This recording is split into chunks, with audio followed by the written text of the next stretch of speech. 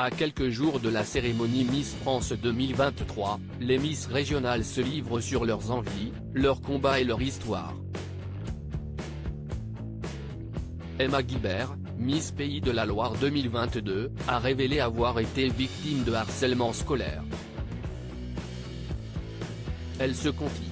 Plus que quelques jours de règne pour Diane Lair.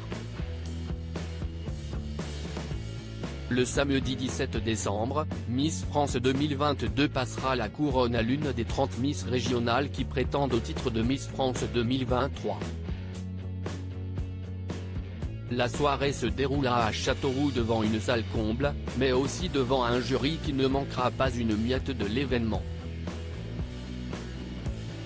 Francis Huster présidera, mais pourra compter sur l'avis des autres membres, à savoir, la judokate Clarisse Agbenienou, la chanteuse et humoriste Camille Delouche, Marine l'Orphelin, Miss France 2013, le scénariste Dominique Besnéard, le comédien Arnaud Ducret et le chanteur Kenji Girac.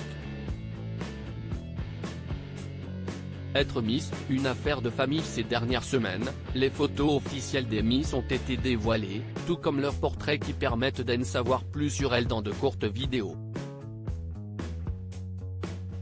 Si est-il l'occasion pour les téléspectateurs d'apprendre à les connaître avant de les voir défiler.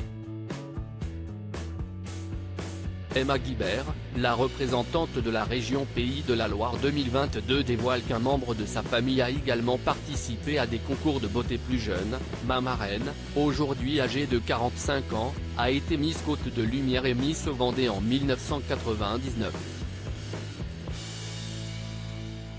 Elle était dauphine de Miss Pays de la Loire, explique-t-elle dans les colonnes du Parisien. Mais ce n'est pas elle qui l'a poussée à se lancer dans l'aventure.